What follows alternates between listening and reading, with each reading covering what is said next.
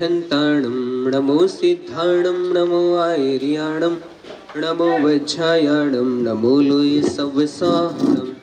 पंच परमेश्वर भगवान की, सर्वज्ञ राम भगवान की, मुनि कुंजर ज्येष्ठाचार्य गुरु आदि सागर जी महाराज की, तीर्थ भक्ति श्रमणी आचार्य श्री महावीर कीर्ति जी महाराज की, वात्सल रत्नाकर आचार्य शिक्षा विमल सागर जी महाराज की, परम पूज्य तपेश्वराचार्य सन्मति सागर जी महाराज की, जल परम पूज्य चतुर्थ पट्टाधीश आचार्य शिक्षा सुनील सागर जी गुरुदेव की।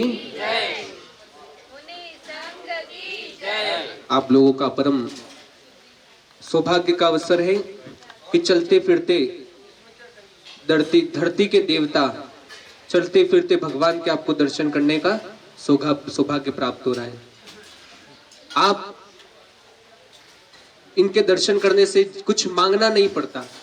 कल रात का एक प्रसंग है। कल रात को घासवाड़ा गांव में हम रुके थे।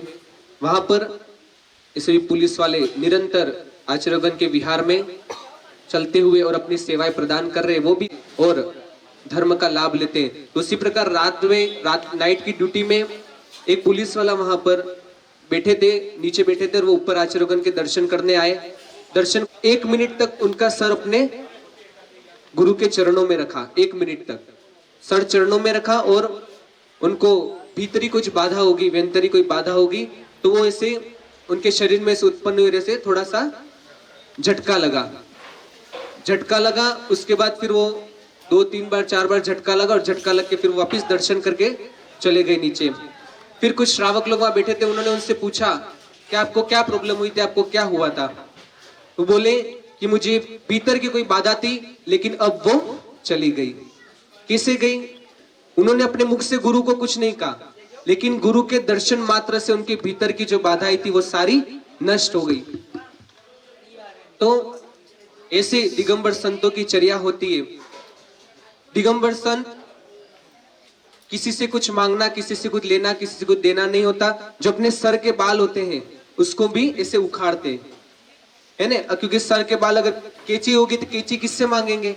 किसी से कुछ लेना नहीं देना नहीं, तो अपने सर के बाल भी ऐसे हाथों से उखाड़ के और फेंक देते हैं। उनके पास सिर्फ 2 चीज रहती है, पिच्छी और कमंडल।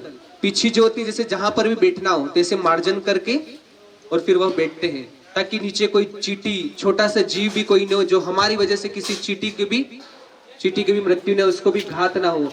ऐसी निर्मल भावनाओं वाले ये संत होते हैं और हम सबका परम सौभाग्य है कि संतों का हमको दर्शन करने का लाभ मिल रहा है। आज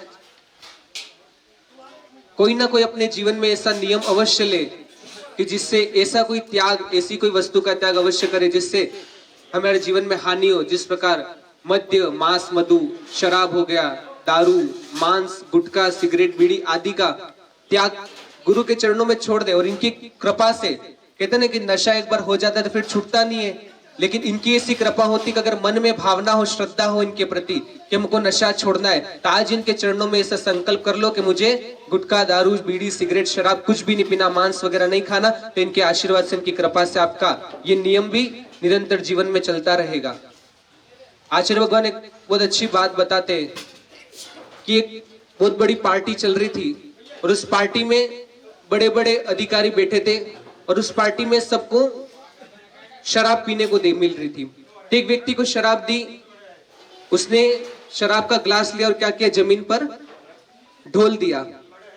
तो बाकी साथियों ने बोला कि तुम इतनी शराब को जमीन पे काहे को ढोल दिया? इतनी महंगी शराब है, फॉरेन से आई है, विदेश से आई है, तुमने इसको जमीन पे कैसे ढोल दिया?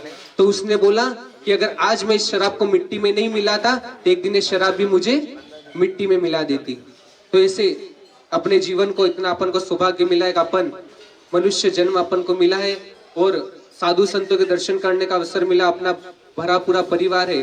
तो हम लोग भी अपने जीवन में ऐसे नशा से मुक्त रहे और आचार्य भगवान के चरणों में संकल्प करें, गुरु के चरणों में संकल्प करें कि हम आज के बाद कभी भी नशा नहीं करेंगे। और इनकी कृपा से आप लोगों का भी जीवन का कल्याण होगा। यही मंगलमय भावना। जय बोले परम पूज्य आचार्य सुनील सागर जी गुरुदेव की। भावनाएं छोड़ने की तो वो भी छूट जाएगी, है ना। दिन का अपने जो 50, 100, 200 रुपए का खर्चा होता है वो भी बच जाएगा। ये 5 मुंह वाड़ी वाले सभी लोग यहाँ पर है, ये भी निरंतर गुरु की सेवा और जैन धर्म के अनुयायी, जैन धर्म के सिद्धांतों को पालने वाले और गुरु की सेवा करने वाले निरंतर आचार्यगण के चरण साथ में ये चल रहे हैं। तो अपने दोनों का हाथ जोड़ ले और इससे आचार्यगण के चरणों में बोले कि आज से बोलो, आज से हम लोग शराब, मांस, गुटखा, बीड़ी, सिगरेट आदि नहीं पिएंगे, है ना। अब आज इनके आशीर्वाद से आपका, अगर आपने अपने नियम में पक्के रहे, कितनी भी तकलीफ है नियम में पक्के रहे, तो आपका ये नियम जिंदगी भर तक चलेगा और आपका परिवार भी फला फूला रहेगा। अच्छा चलो नमोस्तु करो, नमोस्तु गुरुदेव, नमोस्तु गुरुदेव, नमोस्तु गुरुदेव। पिछले साल 2024 में संघ दिल्ली में था और दिल्ली से चलते चलते चलते चलते चलते चलते आज आपके नगर में आया है।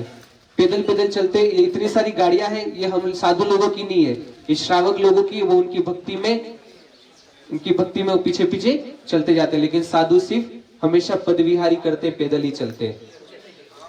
तो इतने त्यागी तपस्वी साधुओं का आपको दर्शन करने का अवसर मिला, तो आपका जीवन का बहुत बड़ा सौभाग्य है। और आ जाए, जिनको भी आशीर्वाद लेना आचार्य के चरणों में आशीर्वाद प्राप्त करें।